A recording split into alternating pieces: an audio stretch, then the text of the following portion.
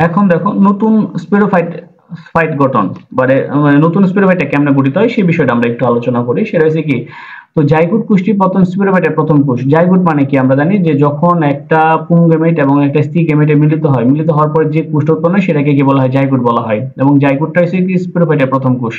আচ্ছা, এই কোষটা প্রথম কি হবে, প্রথম বিভাজনের মাধ্যমে দুইটা কোষ সৃষ্টি হবে এবং একই সাথে সরাসরি পরিস্ফুটন করতে থাকে। জাইগোটের বিভাজন অনুপ্রস্থ ভাবে কি ঘটে।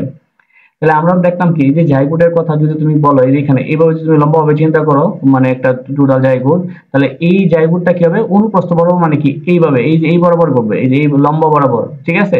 তাহলে লম্বা বরাবর ঘটলে আমাদের কি হইতেছে, দুইটা ভাগে ভাগ হইতেছে, একটা উপরের অংশ আর এটা কি নিচের অংশ, ঠিক আছে। তাহলে এটা উপরের আর এটা কি আমাদের নিচের।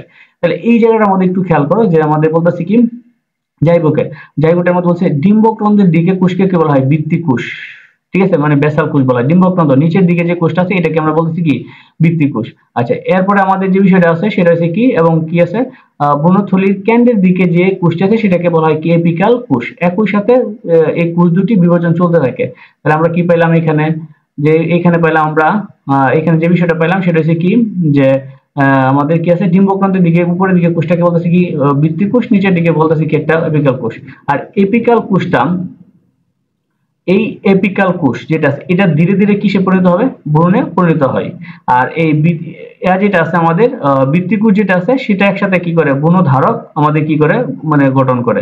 তাহলে আমরা কি জিনিস পেলাম, যে জাইগোট হচ্ছে স্পোরোফাইটের প্রথম কোষ, এবং এটা প্রথম কি হবে, অনুপ্রস্থ বরাবর মানে কি, এই যে এই বরাবর কি হবে, বিভাজন ঘটবে। এবং নিচের দিকে ডিম্বকেন্দ্রের দিকে যেটা আছে সেটাকে আমরা বেসাল মানে বৃত্তি কোষ বলবো, আর উপরের দিকে বলবো কি আমরা, এপিকাল কোষ। আর এই এপিকাল কোষটা ধীরে ধীরে, যেটা উপরে যে এপিকাল কোষ আছে এটা ধীরে ধীরে কিসে পরিণত হবে, এটা ভ্রূণে পরিণত হবে। আর বৃত্তি কোষ যেটা আছে ধীরে ধীরে সেটা কিসে, ভ্রূণ ধারক গঠন করে। আচ্ছা, ক্রমশ পরের যে বিষয়টা আছে আমাদের, এরপরে দেখো যে ক্রমশ বীজপত্র, কি আছে, বর্ণমূল এবং কি ভ্রূণকাণ্ডের সৃষ্টি হয়। ক্রমশ কি হবে, ধীরে ধীরে বীজপত্র, বর্ণমূল এগুলো সৃষ্টি করবে। ক্রমান্বয়ে গৌণ নিউক্লিয়াসটি শস্য টিস্যু উৎপন্ন করে। গৌণ নিউক্লিয়াস কোনটা, আমাদের এই যে মাঝখানে যে দুইটা কোষ আছে সেটা বলছিলাম যে সেকেন্ডারি কোষ। এটা কি হবে, যখন ওই ইয়ার সাথে মিলিত হবে, মানে পুংগেমিটের সাথে মিলিত হবে, তখন এটা কি তৈরি করবে, শস্য তৈরি করবে। আর শস্য আমরা আগে থেকে জানি যে ট্রিপ্লয়েড মানে টু এন সংখ্যক সংখ্যক ক্রোমোজোম থাকে, কারণ আগে দুইটা নিউক্লিয়াস আর এখন একটা দুইটা করে হলো তিনটা হলো।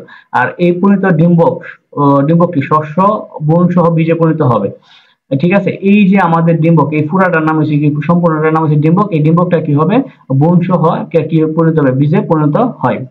এরপর যদি আমরা যে বিষয়টাতে যাই সেটা হচ্ছে তোমাদের বই একটু আসছে, সেটা হচ্ছে ফলের। আচ্ছা, আরেকটা সপুষ্পক উদ্ভিদের জীবন চক্র স্পোরোফাইটিক এবং গ্যামেটোফাইটিক দুইটা চক্র পর্যায়ক্রমে চলতে থাকে।